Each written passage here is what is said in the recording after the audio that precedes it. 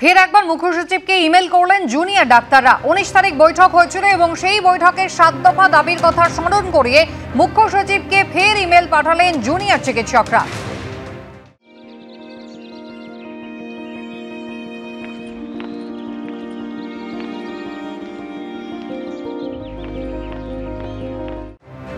জিলাম করঞ্জাই আমাদের প্রতিনিধি রয়েছেন আমাদের সঙ্গে সরাসরি। জিলাম, 19 তারিখে বৈঠক করেছিলেন মুখ্য সচিবের সঙ্গে জুনিয়র ডাক্তারদের প্রতিনিধি দল, আমরা জানি, এবং তারপরে আজকে ফের যে ইমেল তারা পাঠাচ্ছেন রিমাইন্ডার হিসেবে কি বলছেন সেখানে? আমাকে বলে রাখবো যে এই যে ইমেল তারা পাঠিয়েছেন জুনিয়র ডক্টরস ফ্রন্টের পক্ষ থেকে, সেই ইমেলে মূলত তারা যে প্রতিশ্রুতিগুলো মুখ্য সচিবের সঙ্গে বৈঠকের পর সিদ্ধান্ত হয়েছিল এবং মুখ্য সচিব স্বাস্থ্য সচিবকে ইমেল করেছিলেন, সেই বিষয়গুলো নিয়ে যে এখনও কার্যকরী কোনো পদক্ষেপ হয়নি, চোখে পড়ার মতো কিছু হয়নি, সেই বিষয়গুলো স্মরণ করাতেই তারা এই ইমেল করেছেন। এবং যেই ইমেলের মধ্যে অন্যতম বিষয় রয়েছে বিভিন্ন কলেজে যে এনকোয়ারি কমিটি করা, যে থ্রেড কালচার ছিল সেই পরিস্থিতি সরিয়ে অন্য বিষয়গুলো তাদের বিরুদ্ধে পদক্ষেপ নেওয়া, সেন্ট্রাল একটা কমিটি করা, সেই সমস্ত বিষয় নিয়েই এই যে ইমেল করা হয়েছে। এবং ইমেলে আরও একটি বিষয় স্পষ্ট করা হয়েছে যে বিভিন্ন মেডিকেল কলেজের রেসিডেন্ট ডক্টরদের যে একটা ইলেকশন করে গঠন করা অ্যাসোসিয়েশন, সেই বিষয়টাও স্মরণ করানো হয়েছে। এর পাশাপাশি তারা যেটা স্পষ্ট করে জানিয়েছেন যে স্বাস্থ্য দপ্তরে যে ট্রান্সফার ইত্যাদি যেগুলো হয় সেগুলো স্বচ্ছতার সঙ্গে করার জন্য একটা দাবি করা হয়েছিল, সেই বিষয়ে কোনো পদক্ষেপ তারা দেখেননি।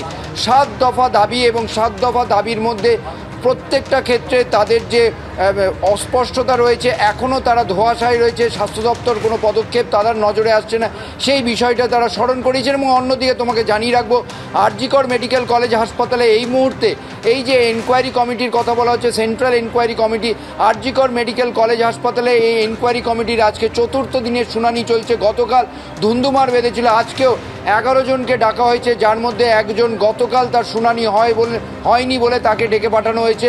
মোটের ওপর এখন অবধি শুনানি যাদের বিরুদ্ধে অভিযোগ আছে তাদের এই যে শুনানি সঠিকভাবে সুষ্ঠুভাবেই চলছে বলে জানা যাচ্ছে।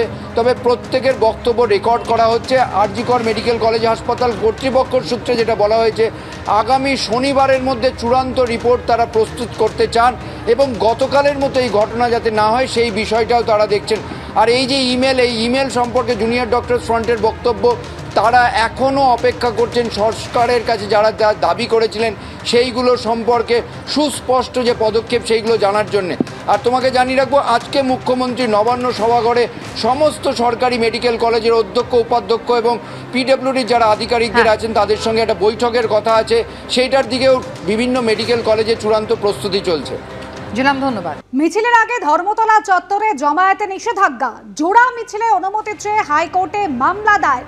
ধর্মতলা অনুমতি দেয়নি পুলিশ, অভিযোগ তুলে হাইকোর্টে গেছে সিপিএম। আমাদের প্রতিনিধি সৌভিক মজুমদার এই মুহূর্তে রয়েছেন আমাদের সঙ্গে টেলিফোন লাইনে।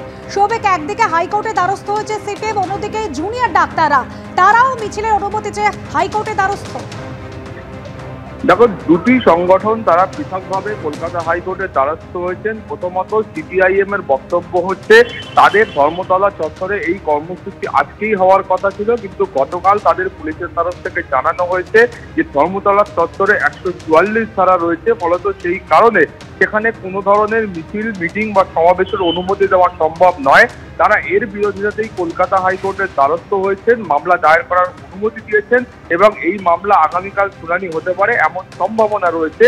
কিন্তু সিপিআইএম এর আইনজীবীদের বক্তব্য যে এই কর্মসূচি আজকেই রয়েছে, ফলত আজকেই এই মামলার বিচার প্রক্রিয়া শুরু করা হোক, কিন্তু সে বিষয়ে এখনো চূড়ান্ত কোনো সিদ্ধান্ত কলকাতা হাইকোর্ট গ্রহণ করেননি। দুই হলো জুনিয়র চিকিৎসকদের সংগঠন, তাদের কর্মসূচি আগামীকাল রয়েছে এবং তাদের কর্মসূচিও ওই একই এলাকায় রয়েছে, অর্থাৎ ধর্মতলা চত্বরে রয়েছে, কিন্তু তাদেরকেও এখনো পর্যন্ত পুলিশের তরফ থেকে অনুমতি দেওয়া হয়নি। ফলত তারাও কলকাতা হাইকোর্টের দ্বারস্থ হয়েছেন, মামলা দায়ের করার অনুমতি দেওয়া হয়েছে এবং আগামীকাল এই মামলারও বিচার প্রক্রিয়া শুরু হতে পারে। অনুষ্কা, ধন্যবাদ সৌভিক।